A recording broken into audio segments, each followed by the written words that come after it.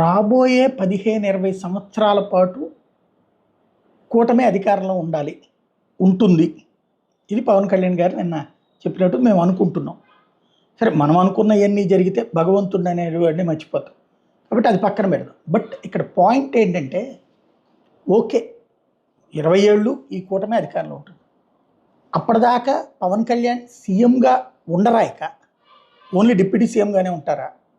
ఇంకోటి చంద్రబాబు గారు అయితే 20 ఏళ్ల పాటు సీఎంగా ఉండరు కదా. లోకేష్ గారు సీఎం అవ్వాలి కదా. అసలు ఈ టర్మ్లోనే అవుతారంటున్నారు కదా. ఆయన సీఎం అయినా కూడా ఈయన డిప్యూటీ సీఎంగానే ఉంటారా?